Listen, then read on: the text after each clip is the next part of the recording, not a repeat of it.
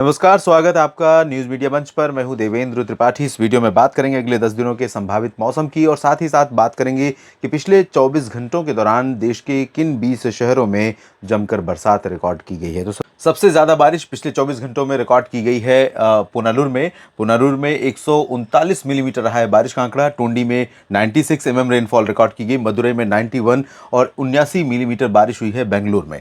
नागपट्टिनम में 70, के परमथी में 67, धनपुरी में 62, मदुरई में 42 मिलीमीटर वर्षा दर्ज की गई है। तो चित्रदुर्गा में 37 मिलीमीटर वर्षा हुई है। चिंतामढ़ी में भी 36 मिलीमीटर की ठीक ठाक बारिश रिकॉर्ड की गई। तूतीकोरिन न्यूपोर्ट में 33, वलपराई में 33 और बेंगलुरु हिंदुस्तान एयरपोर्ट लिमिट पर जो बारिश रिकॉर्ड की उसका आंकड़ा 32 मिलीमीटर रहा है। कोडाईकनाल में 25, 24 येरकाड में 23, काकीनाडा मांड्या में 20, 18 कुड्डालोर में और कराईकल में 16 मिलीमीटर की बारिश रिकॉर्ड की गई है। और भी शहरों में बारिश हुई है, यानी कि दक्षिण भारत के क्षेत्रों में कई जगहों पर अच्छी खासी बारिश इस समय रिकॉर्ड की जा रही है। ये तो रही बात बारिश की। और अब अगले 10 दिनों के दौरान देश में किस तरह के मौसम की संभावनाएं नजर आ रही हैं। क्या बारिश बढ़ेगी, महाराष्ट्र तक बारिश पहुंचेगी, मध्य प्रदेश गुजरात में भी पहुंचेगी?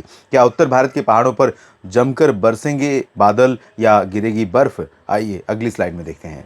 यहाँ पर सबसे पहले मैं आपको दिखा रहा हूँ बर्फबारी जो अगले 10 दिनों के दौरान संभावित है। अगले 10 दिनों के दौरान देश के तमाम जो उत्तर के पर्वतीय क्षेत्र हैं, इन भागों में ठीक ठाक बर्फ गिरने वाली है, क्योंकि वर्तमान WD के बाद भी एक WD आएगा। हालांकि नवंबर महीने का ये पहला पश्चिमी विक्षोभ स्ट्रांग भी नहीं रहेगा, लेकिन 3 दिनों तक 8, 9 और 10 नवंबर के दौरान 3 दिनों तक इसका प्रभाव यहाँ पर पर्वतीय क्षेत्रों में रहने वाला है। तो पर्वतीय क्षेत्रों में जो गिलगित बाल्तिस्तान मुजफ्फराबाद का रीजन है, इन भागों में कई जगहों पर अच्छी खासी बर्फ गिर सकती है। और साथ ही साथ जम्मू कश्मीर, अनंतनाग, गुलमर्ग, काजीगुंड, पहलगाम से लेकर श्रीनगर और इधर जम्मू कटरा उधमपुर तक भी बारिश या हिमपात होने की संभावनाएं पहाड़ी क्षेत्रों में नजर आ रही हैं। ये अगले 10 दिनों का प्रोजेक्शन है, ये ध्यान रखिएगा। अगले 24 घंटों का नहीं है, अगले 3 दिनों का नहीं है। अगले 10 दिनों में इतनी एक्यूमुलेट होगी बारिश या बर्फबारी जो इतनी ज़्यादा मात्रा में दिखाई देगी। मनाली में भी बर्फ पड़ सकती है और शिमला से लेकर धर्मशाला, चंबा, ऊना में भी बर्फबारी होने की संभावना है।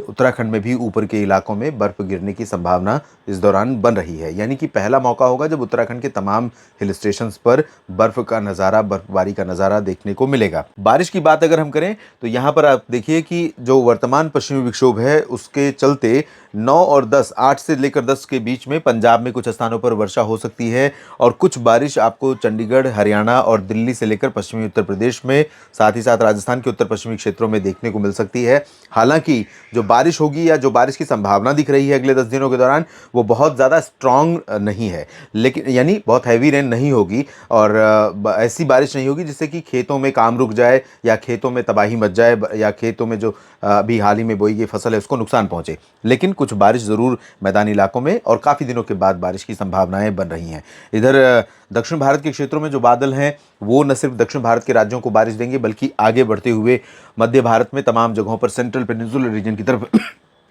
माफ कीजिएगा बढ़ेंगे। और इसके चलते यहाँ पर जो पूर्वी तटवर्ती रीजन है, यहाँ ओडिशा तक तो बारिश पहले से ही हो रही है, लेकिन पश्चिमी भाग में क्योंकि एक लो प्रेशर सिस्टम बन रहा है 8 नवंबर को, और इसके प्रभाव से मध्य महाराष्ट्र और मुंबई तक, नासिक, जलगांव और आसपास के इलाकों तक, नांदेड़ और अकोला तक बारिश होने की संभावना बन रही है। हो सकता है कि जो स्पेल यहाँ पर पहुंचेगा उसी के दौरान गुजरात में कुछ जगहों पर और कुछ मध्य प्रदेश के पश्चिमी और दक्षिणी क्षेत्रों में कहीं कहीं पर कुछ ऐसे बादल पहुंचे जो थंडर क्लाउड्स होते हैं, जिनसे गर्जना होती है या हल्की बारिश होती है। तो कुछ ऐसी संभावना आपको दिख सकती है भोपाल से लेकर उज्जैन, इंदौर और आसपास के भागों में। लेकिन संभावना की बात अगर करें कि कितनी संभावना है, तो 50% आप उससे जोड़ सकते हैं। इसीलिए मॉडल प्रेडिक्ट नहीं कर रहा है। कोई भी मॉडल हो, चाहे GFS हो या फिर ECMWF, ज़्यादा संभावना नहीं दिखा रहे हैं। GFS तो और लो रेनफॉल दिखा रहा है सेंट्रल या साउथ पेनिनसुलर रीजन में। फिलहाल इस बुलेटिन में इतना ही। लगातार बने रहिए न्यूज़ मीडिया मंच और मौसम तक चैनल के साथ। धन्यवाद।